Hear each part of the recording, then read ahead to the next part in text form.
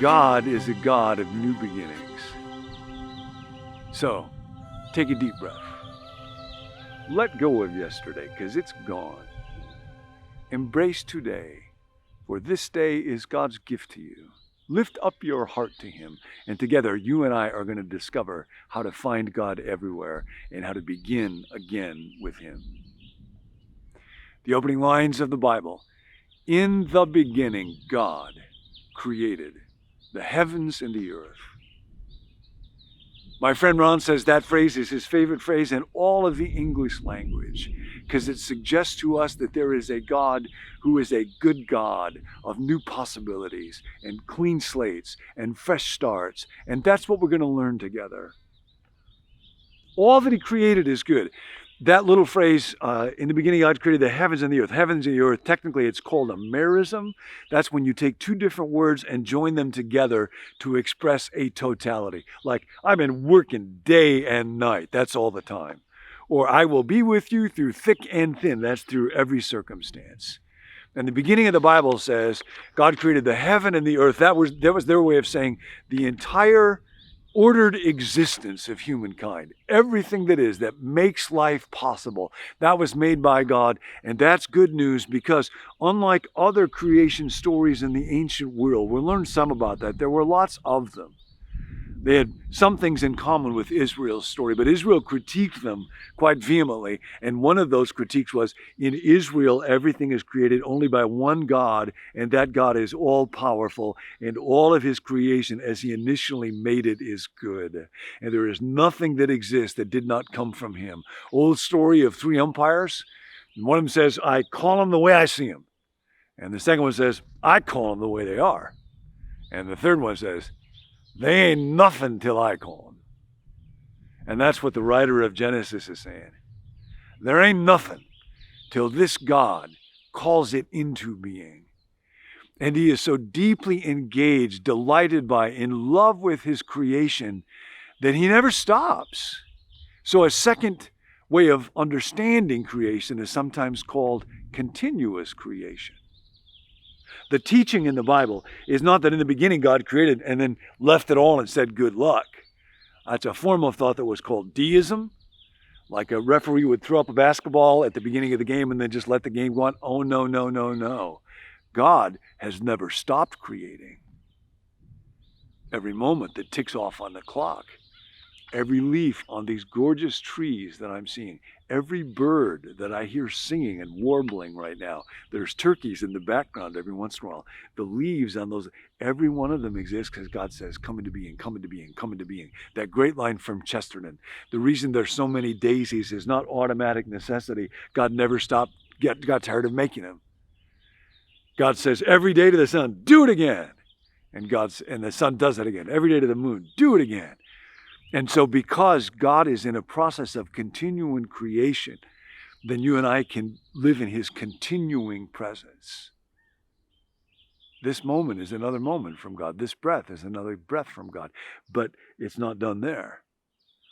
God is also the God of what might be called renewing creation. And here's where it gets real personal. There was an 11th century rabbi named Rashi. And he said there was an ancient rabbinic teaching that the Bible actually ought to start with Exodus chapter 12, verse 2. Now, he wasn't actually trying to rearrange the Bible. It was a matter of interpretation.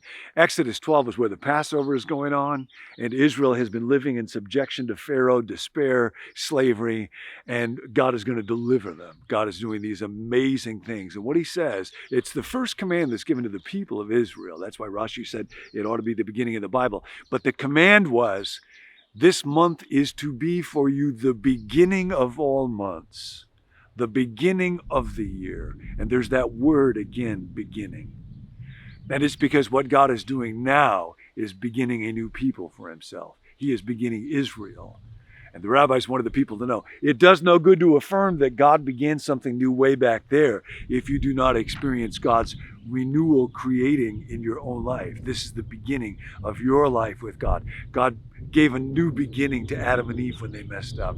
God gave a new beginning to Noah. He gave a new beginning to Abraham. He gave a new beginning to Moses. And here's the thing, he wants to give you a new beginning. There was an old movie, City Slickers, and one character had just messed up his life so bad, married a horrible person who said to him in a public setting, when he never expressed his real heart, Jesus said, I hate you. And he said, I hate you more. If hate were people, I'd be China. And afterwards, he's just miserable. And then his friends say to him, you remember when we were kids and we messed up when we were playing a game, and sometimes we'd say, you get a do-over? This is a do-over. But of course, it takes a power that we do not have to make a do-over spiritual reality. But the God who said, do it again to the sun, the God who gives a do-over to the sun every morning and a do-over to the moon every night, gives you and me a do-over. So where do you want a do-over? In the beginning, God created all that is, and it's good. Where do you want a new beginning with God in your life? And God will speak these words to you. Several years ago, I felt so defeated and discouraged because of pain in my family. And the phrase that kept going on in my mind was, my poor broken family. And then a friend said to me, words that changed my life. She said, what does a healthy family look like for you? And I realized that I could let go of the pain, not that it would magically disappear, but that there was a new beginning that was available for me in my family life. And I could say, God, what do you want to begin? I'll give you a form of prayer that might help you find a new beginning with God. I read about this actually just as kind of an exercise in mental health, mental hygiene, from a psychologist, Martin Seligman, a number of years ago. But I've adopted it to a form of prayer that I find really helpful. He says, if you're struggling with something that gnaws at you, a sense of failure or worry or depression, and you need a new beginning, then you could think about this framework, A, B, C, D, E. And I have carefully crafted that here for you. You walk through, A is for antecedent. Write down what's been going on. It's very helpful to write this down. When you're anxious or stressed or worried and you write it down, it has a way of helping it not just ruminate forever. So what's the situation that I'm in? What's the antecedent? And then what are my beliefs? What is it that I believe to be true about this? And then what are the consequences of that? What do I feel emotionally? And then D is where the creative presence of God comes in. Then D is I dispute it. And then after I've done that, what are the effects? So I will give you an example of this. I've been working really hard thinking about this series to walk through with you. I'm very excited about it. I think the book of creation is so amazing. There's so much to know about it. But I found myself so tangled up in ancient Near Eastern practices and Mesopotamian creation beliefs and Hebrew history and exegesis that I did a bunch of these videos and none of them worked. And I had a lot of other things going on in life and it just started to deeply weigh me down. When I first started doing these videos, I only sent them to like 20 or 30 people. So it really didn't matter how good they were. One of them was my mom. She's going to watch no matter what. But now a couple years down the road, it's like lots of people involved and then just lots of doubts and lots of weight from other areas creeping in. And I found myself so depressed. So I just did this form of prayer. And I'll read you a little bit of what I said. The antecedent was, I recorded the first video for Begin. And it took 6 tries. And I didn't think it was very good. And I sent it to my partner, Tim, and had my wife look at it. And they both affirmed my judgment on that.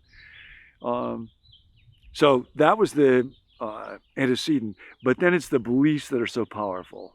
And I feel embarrassed, but I'll just tell you what they were. This is what I found myself thinking. Everything's awful. I will not be able to do these talks anymore. People will quit listening. I will be disgraced and fail. The next several weeks will be unbearable. The smallest efforts will be overwhelming. Those are the beliefs going through my mind. And I could tell when I write them down, there's kind of a relief in writing the words down. Yeah, I find myself believing it. It sounds crazy when I say it out loud, but that's the way the mind works. That's the need for a new beginning. And then the consequence, I feel defeated, afraid, overwhelmed, isolated, exhausted, ashamed, and sad. And then I invite the Creator God to come in and help me. Now, how do I dispute these beliefs? What would God say? I've done like 500 of these episodes by now. I preached my whole life long. It would be unusual if that were all just gone in an instant. Plus, I would admire somebody who still struggles and still seeks to learn the best they can, even if they're in a difficult situation. Plus, I can talk with Tim and with Nancy and other friends and see how best to try to shape this as best I can. Plus, I can stop anytime. I don't have to do anything. There are many ways to try to fulfill my calling. I am not deliberately trying to be disobedient. I am still a child of God. I can learn. And I can find God in this because of God's continuing creative presence. My friends will still love me. And also, even this pain can help me come into a deeper meeting place with God and with other people. So that was the D for dispute. And then the E, the effect was I found myself calmer, better able to think, less self-condemning, more curious. And I had a little new beginning. So, that's just one example. If that A, B, C, D, E prayer works for you, do it. Where do you want a new beginning with God? Maybe it's to serve in a new way. Maybe it's to find a new project. Maybe it's in a relationship. Maybe it's in your financial life. Maybe it's caring for your body. Maybe it's on an intellectual adventure. Maybe it's a new beginning of reading God's Word, studying through Genesis, and coming to see it in a new way. God is the God of new beginnings. This is the end of this video, but the beginning of your day with God.